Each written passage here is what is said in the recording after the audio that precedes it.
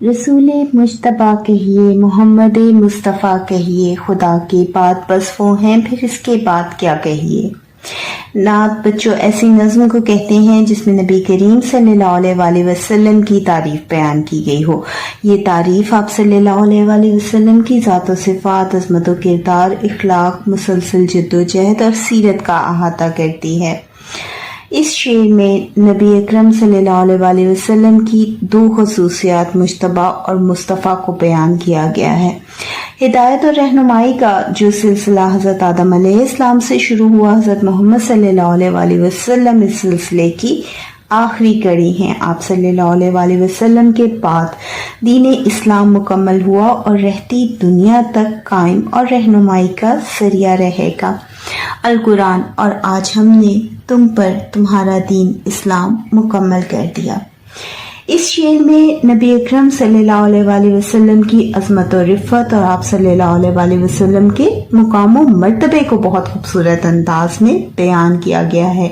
यानी बुनियादी तौर पर हमें क्या देखने को मिल रहा है, नबी अकरम सल्लल्लाहु अलैहि वसल्लम की अज़मत पर का बयान किया जा रहा है और मुकाम और मर्तबे को खूबसूरत अंदाज में पेश किया जा रहा है। शायर अकीदत और एहतराम के साथ ये पैगाम देना चाहते हैं कि कायनात में अल्लाह ताला के बाद अगर कोई लायके ताज़ीम हस्ती है तो वो हजूर अक़दस सल्लल्लाहु अलैहि वसल्लम की ज़ाते बाबरकत है। शायर ने नबी अकरम सल्लल्लाहु अलैहि वसल्लम की खुसूसियात में से दो मुज्तबा और मुस्तफ़ा को बयान किया इस शेर में, जिनके लफ्ज़ी मानी हैं अल्लाह के चुने हुए मुंतखब और बरगुज़ीदा बंदे। शायर कहते हैं कि नबी अकरम सल्लल्लाहु अलैहि वसल्लम अल्लाह ताला के चुने हुए और मुंतखब नबी और पैगंबर हैं, इसलिए आप सल्लल्लाहु अलैहि वसल्लम को सरदारुल अंबिया भी कहा गया। अब इस हवाले से हम इस्लाम में जो मुकाम व मर्तबा नबी अकरम सल्लल्लाहु अलैहि वसल्लम को हासिल है, कुछ उनका हवाला पेश करेंगे। शायर का कहना है कि कायनात में अज़मत की मेराज में अल्लाह ताला के बाद आप सल्लल्लाहु अलैहि वसल्लम का रुतबा और शान है। बाकी तमाम तर शख्सियात व मखलूक़ात आप सल्लल्लाहु अलैहि वसल्लम की बात हैं। बकौल शाह अब्दुल हक मुहद्दिस देहलवी, या साहिबुल जमाल व या सईदुल बशर, बादस खुदा बुजुर्ग तूनी, किस्सा मुख्तसर। आप सल्लल्लाहु अलैहि वसल्लम अल्लाह के ऐसे चुने हुए हैं कि आप सल्लल्लाहु अलैहि वसल्लम को अल्लाह ताला ने अपने पास अर्श पर बुलाया। ये मुकाम व मर्तबा नबी अकरम सल्लल्लाहु अलैहि वसल्लम को ही नसीब हुआ। आप सल्लल्लाहु अलैहि वसल्लम वजह कायनात हैं, यानी आप सल्लल्लाहु अलैहि वसल्लम की खातिर इस कायनात को तख्लीक किया गया।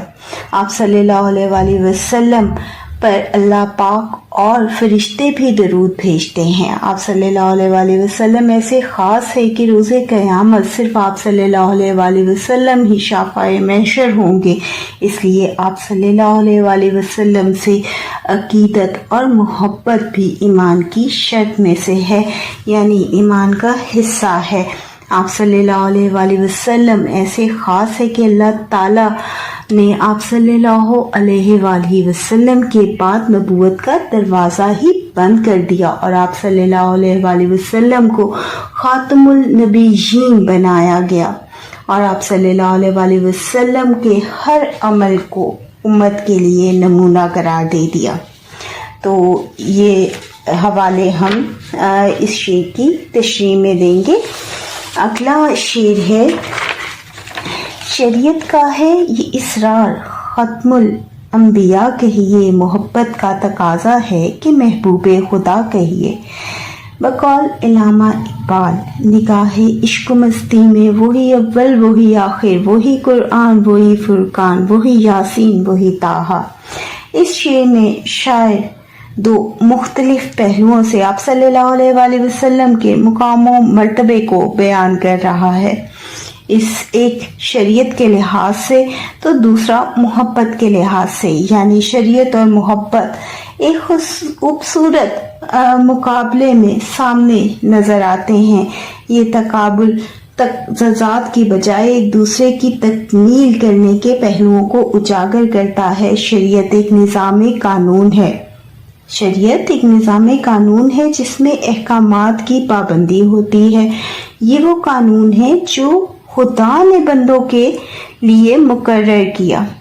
شریعت ایک نظام قانون ہے جو احکامات اللہ تعالیٰ نے دیے ان کی پابندی کرنا ہم پر فرض ہے۔ یہ قانون جو ہے اللہ تعالیٰ نے اپنے بندوں کے لیے مقرر کیا ہے، یعنی قانون الہی۔ شاعر کا کہنا ہے اگر شریعت کو مد نظر رکھا جائے تو نبی اکرم صلی اللہ علیہ وسلم خاتم النبیین ہیں۔ آپ صلی اللہ علیہ وسلم کے بعد کوئی نبی یا پیغمبر نہیں آئے گا، اور جو کسی بھی قسم کی نبوت کا دعویٰ کرے وہ حقیقت میں اسلام سے نکل جاتا ہے۔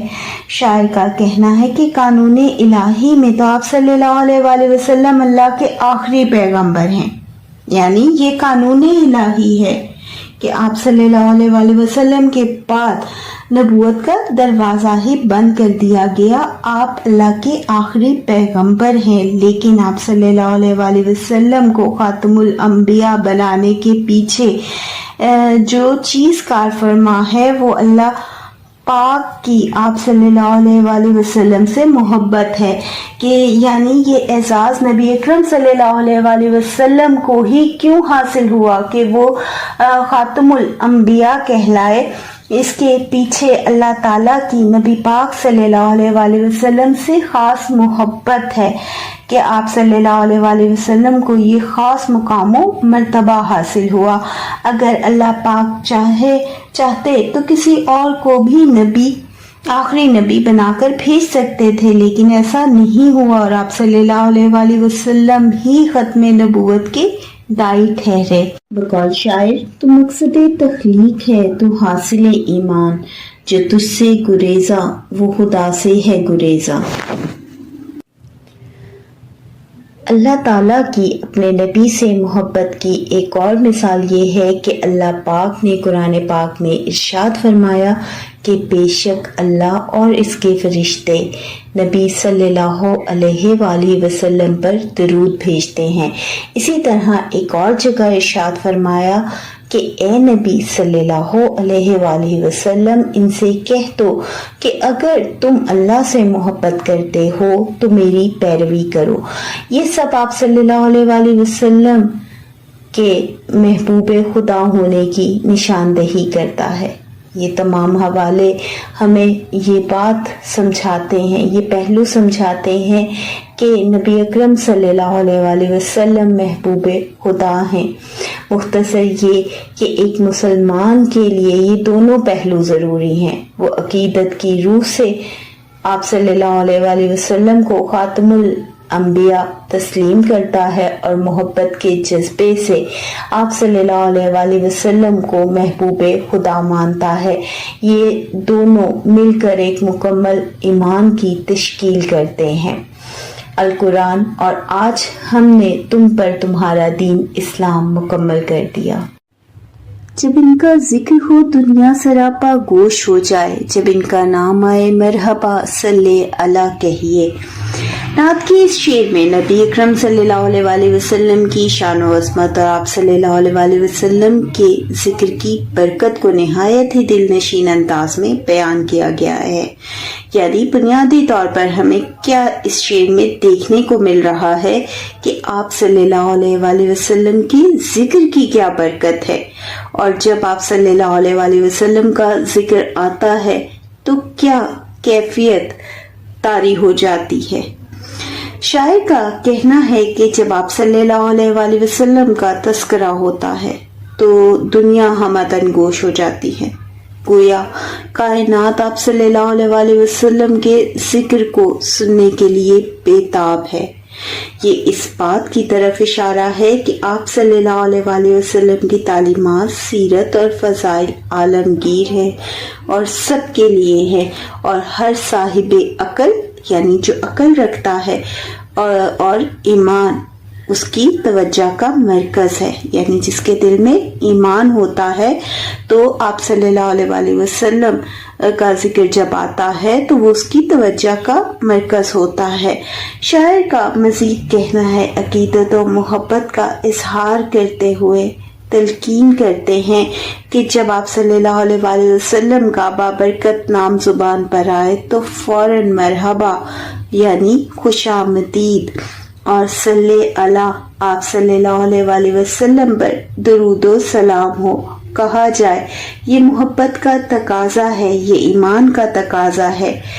یہ عمل نہ صرف آپ صلی اللہ علیہ وسلم کے لیے استقبالیہ کلمات ہے بلکہ محبت اور تعظیم کے اظہار کا ایک خوبصورت طریقہ بھی ہے۔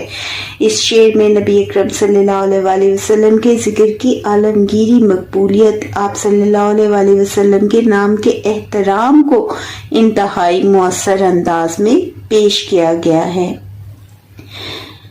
جو سننے والے کے دل میں آپ صلی اللہ علیہ وسلم کی محبت اور عظمت کو مزید بڑھا دیتا ہے۔ بقول مفتی تقی عثمانی صاحب، اتنے درود آپ صلی اللہ علیہ وسلم پر جتنی خدا کی نعمتیں، اتنے سلام آپ صلی اللہ علیہ وآلہ وسلم پر جن کا نہ ہو سکے شمار۔ میری سرکار کے نقش قدم شمع ہدایت ہیں، یہ وہ منزل ہے جس کو مغفرت کا راستہ کہیے، یعنی نبی اکرم صلی اللہ علیہ وسلم کے نقش قدم پر چل کر ہم اللہ تعالیٰ کی رضا کو حاصل کر سکتے ہیں اور مغفرت کو پا سکتے ہیں۔ شاعر ماہر القادری اس شعر میں نبی اکرم صلی اللہ علیہ وسلم کے نقش قدم کو ہدایت کی شمع قرار دیتے ہیں، جس طرح ایک روشن شمع تاریکی میں راستہ دکھاتی ہے، بھٹکے ہوئے مسافروں کی رہنمائی کرتی ہے، اسی طرح نبی اکرم صلی اللہ علیہ وسلم کی زندگی اور اسوۃ الحسنہ تمام انسانیت کے لیے روشنی کا مینار ہے۔ آپ صلی اللہ علیہ وسلم کے نقش قدم پر چلنا دراصل سیدھے راستے پر گامزن ہونا ہے۔ اگر ہم تاریخ کے حوالے سے دیکھیں تو نبی اکرم صلی اللہ علیہ وسلم کی ولادت باسعادت جب ہوئی تو تمام عرب کفر و شرک کے اندھیروں میں ڈوبا ہوا تھا۔ ایسے میں نبی اکرم صلی اللہ علیہ وسلم کی آمد ایک روشن شمع کی طرح ہی تھی جس نے کفر و شرک کے اندھیرے مٹائے۔ تو اگر ہم تاریخ کے حوالے سے بھی دیکھیں تو ہمیں اس شعر میں ایک پہلو نظر آتا ہے جو انسان کو گمراہیوں کے اندھیروں سے نکال کر ایمان اور یقین کی روشنی میں لاتا ہے۔ قرآن پاک میں اللہ تعالیٰ کا ارشاد ہے، یعنی تمہارے لیے اللہ کے رسول کی زندگی بہترین نمونہ ہے۔ پھر شاعر اس منزل کی عظمت کو بیان کرتے ہوئے اسے مغفرت کا راستہ قرار دیتے ہیں کہ یعنی نبی اکرم صلی اللہ علیہ وسلم کی عظمت اس سے بھی واضح ہو جاتی ہے کہ آپ صلی اللہ علیہ وسلم کی جو زندگی ہے اس پر عمل کرنا ہمارے لیے مغفرت کا باعث ہے کہ آپ صلی اللہ علیہ وسلم کے بتائے ہوئے دین پر چل کر ہی ہم اللہ کی رضا کو حاصل کر سکتے ہیں۔ یہ بات، یہ پہلو نبی اکرم صلی اللہ علیہ وسلم کی عظمت کو بھی ظاہر کرتا ہے، یعنی حضور اکرم صلی اللہ علیہ وسلم کے بتائے ہوئے طریقوں پر عمل پیرا ہونا، ان کی سنتوں کی پیروی کرنا، ان کی تعلیمات کو اپنی زندگی میں اپنانا وہ ذریعہ ہے جو انسان کو اللہ کی رحمت اور مغفرت کی طرف لے جاتا ہے۔ القرآن یعنی تمہارے لیے اللہ کے رسول محمد صلی اللہ علیہ وآلہ وسلم کی زندگی بہترین نمونہ ہے، یعنی قرآن پاک میں ہمارے لیے نبی اکرم صلی اللہ علیہ وآلہ وسلم کی زندگی کو بہترین نمونہ قرار دیا گیا۔ یہ وہ راستہ ہے جس پر چل کر بندہ اپنے گناہوں سے پاک ہو جاتا ہے، کیونکہ نبی اکرم صلی اللہ علیہ وآلہ وسلم کی تعلیمات ہمیں اچھائی اور نیکی کی طرف لے کر جاتی ہیں اور خالق کائنات کی رضا اور خوشنودی حاصل کرنے میں ہماری مددگار ہیں۔ گویا یہ شعر حضور اکرم صلی اللہ علیہ وسلم کی ذات اقدس کو نہ صرف ہدایت کا سرچشمہ بلکہ مغفرت اور بخشش کا وسیلہ بھی قرار دیتا ہے۔ یعنی بنیادی طور پر ہمیں اس شعر میں دیکھنے کو کیا مل رہا ہے کہ نبی اکرم صلی اللہ علیہ وسلم کی ذات اقدس نہ صرف ہمارے لیے ہدایت کا سرچشمہ ہے کہ ہمیں صرف یہی نہیں کہ ہدایت ہی حاصل ہوتی ہے بلکہ یہ ہمیں مغفرت اور بخشش کا ہمارے لیے وسیلہ بھی ہے اور اللہ کی رضا کو پانے میں اور جنت کو حاصل کرنے میں ہمارا مددگار بھی ہے۔ محمد کی نبوت دائرہ ہے نور وحدت کا، اسی کو ابتدا کہیے اسی کو انتہا کہیے۔ شاعر ماہر القادری حضرت محمد مصطفیٰ صلی اللہ علیہ وسلم کی نبوت کو نور وحدت کا دائرہ قرار دیتے ہیں۔ نور وحدت سے مراد اللہ تعالیٰ کا وہ نور ہے جو تمام کائنات کو منور کیے ہوئے ہے اور جو اس کی وحدانیت کی نشاندہی کرتا ہے۔ اگر ہم ایمان کی روشنی کے ساتھ نظام کائنات کو دیکھیں تو کائنات کا ہر ذرہ ہمیں اپنے خالق سے ملاتا ہے، یعنی اللہ تعالیٰ کی وحدانیت کی گواہی دیتا ہوا نظر آتا ہے۔ دن رات کے بدلنے میں اللہ تعالیٰ کی قدرت اور اللہ تعالیٰ کی وحدانیت اور اس تمام نظام کائنات میں اللہ تعالیٰ کی قدرت اور وحدانیت کی کھلی نشانیاں موجود ہیں۔ شاعر ماہر القادری کا کہنا ہے کہ حضور اکرم صلی اللہ علیہ وسلم کی نبوت دراصل اسی نور وحدت کا ایک دائرہ ہے جو اس نور کو تمام عالم میں پھیلانے کا ذریعہ ہے۔ یعنی نبی اکرم صلی اللہ علیہ وسلم کی نبوت اور تعلیمات ہمیں اللہ تعالیٰ کی طرف لے کر جاتی ہیں، اللہ تعالیٰ کی وحدانیت کے نور کو ہم پر ظاہر کرتی ہیں۔ یہ بھی ایک دائرہ ہے اللہ تعالیٰ کی جو ہے وحدانیت کو ہم تک پہنچانے کا۔ آپ صلی اللہ علیہ وسلم کی نبوت اس خدائی نور کا مظہر عتم ہے جس کے ذریعے مخلوق کو خالق حقیقی کی معرفت حاصل ہوئی، یعنی جس کے ذریعے نبوت کے ذریعے جو ہے مخلوق اپنے خالق سے ملی، اپنے خالق کو جانا اور پہچانا اور اس کا ذکر بلند کیا۔ پھر شاید اسی نبوت کو ابتدا اور انتہا قرار دیتے ہیں۔ اس کا مطلب یہ ہے کہ کائنات کی تخلیق کا مقصد اور اس کی معراج دونوں ہی حضور اکرم صلی اللہ علیہ وسلم کی ذات گرامی سے وابستہ ہے۔ آپ کی بعثت سے ہی ہدایت کا سلسلہ شروع ہوا اور آپ کی تعلیمات پر ہی دین اسلام کی تکمیل ہوئی۔ گویا آپ صلی اللہ علیہ وسلم نبوت کا وہ نقطۂ آغاز ہیں جس سے توحید کا نور پھیلا اور یہی وہ بلند ترین مقام ہے جہاں انسانیت اپنی روحانی اور اخلاقی معراج کو پہنچی۔ اسی طرح یہ شعر حضور اکرم صلی اللہ علیہ وسلم کی نبوت کی جامعیت اور عالمگیریت کو نہایت ہی خوبصورت انداز میں بیان کرتا ہے۔ غبارِ راہ طیبہ سرمۂ چشم بصیرت ہے، یہی وہ خاک ہے جس خاک کو خاک شفا کہیے۔ شاعر ماہر القادری اس شعر میں روضہ رسول صلی اللہ علیہ وسلم کی خاک پاک کی عظمت و فضیلت کو بیان کرتے ہیں۔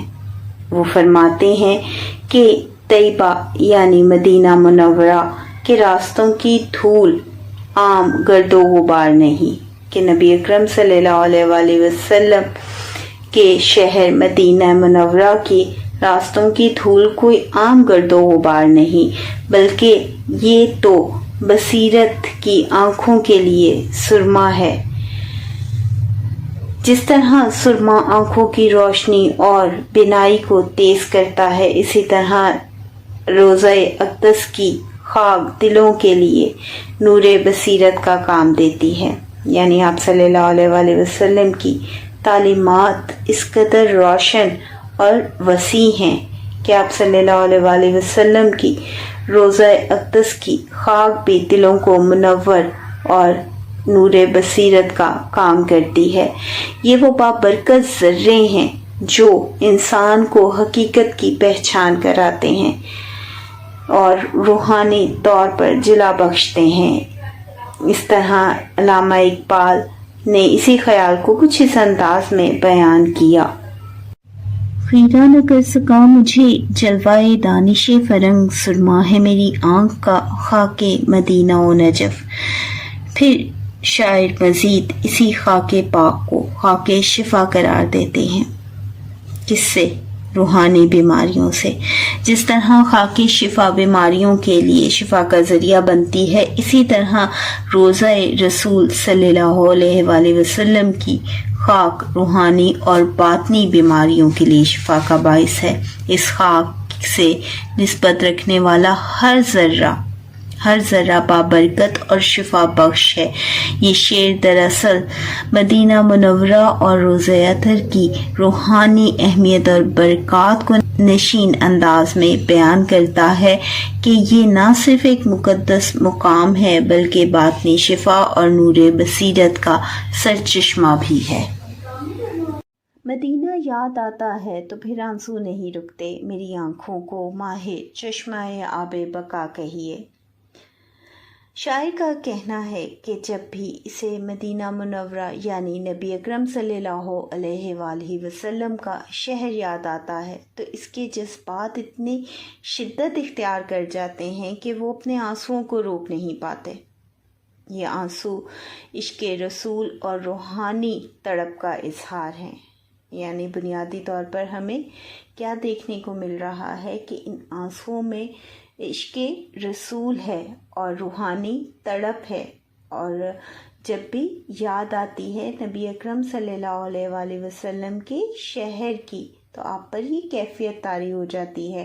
گویا شاعر کی آنکھیں آنسو بہانے کا ایک نہ ختم ہونے والا چشمہ بن گئی ہیں۔ یعنی ایسا چشمہ جہاں پر ہر وقت جو ہے آنسو جاری رہتے ہیں، پانی جاری رہتا ہے۔ آب بقا ہمیشہ جاری رہنے والا۔ ماہر یعنی ماہر فن، ڈاکٹر یا عالم، اس حالت کو دیکھ کر شاعر ماہر القادری کی اس حالت کو دیکھ کر یہ کہہ رہے ہیں کہ تمہاری آنکھیں تو گویا ایک روحانی چشمہ بن گئی ہیں، ایسا چشمہ جو فنا نہیں بقا ہے۔ یعنی جو آنکھیں نبی اکرم صلی اللہ علیہ وآلہ وسلم کی یاد میں تڑپ میں روتی ہیں، وہ ایسا چشمہ بن جاتی ہیں جو فنا نہیں ہے، ختم ہونا نہیں ہے بلکہ بقا کی علامت ہے۔ یہ ایک مومن کی کیفیت ہے، مومن کی کیفیت ہے جو اس پر طاری ہوتی ہے عشق رسول کی شدت سے، اور یہ اصل میں بقا ہے۔ یہ شعر عشق رسول کی شدت، مدینے کی یاد کی تاثیر اور عاشق کی آنکھوں سے بہنے والے آنسوؤں کو گویا روحانیت کی علامت کے طور پر پیش کر رہا ہے کہ نبی اکرم صلی اللہ علیہ وآلہ وسلم سے محبت رکھنے والے سچے مومن کی آنکھوں سے جب تڑپ میں، یاد میں، مدینہ کی یاد میں، نبی اکرم صلی اللہ علیہ وآلہ وسلم کی یاد میں آنسو بہتے ہیں تو وہ روحانیت کی علامت ہوتے ہیں۔ یہی خیال، یہی جذبہ، یہی احساس بڑی خوبصورت انداز میں شاعر یہاں پر بیان کر رہے ہیں۔ پھر وہ اپنی اس کیفیت کو مزید واضح کرتے ہوئے کہتے ہیں کہ ان کی آنکھوں کا ہر آنسو ایک چشمہ بن گیا ہے جو مسلسل آب رواں بہتا رہتا ہے۔ یہ آنسو کا سلسلہ تھمنے کا نام نہیں لیتا۔ گویا یہ شعر مدینہ منورہ سے شاعر کی والہانہ محبت اور اس سے دوری کے غم میں بہنے والے مسلسل آنسوؤں کی ایک دردناک تصویر کھینچتا ہے۔ بقول شاعر، ہم شہر مدینہ کی ہوا چھوڑ چلے ہیں، اس جنت طیبہ کا مزہ چھوڑ چلے ہیں، کس شوق سے آئے تھے مدینے کے مسافر، روتے ہوئے طیبہ کی فضا چھوڑ چلے ہیں۔ ایک اور شعر اسی حوالے سے کوئی شہر نہیں شہر مدینہ کے برابر، ہر ذرہ وہاں کا ہے نگینے کے برابر۔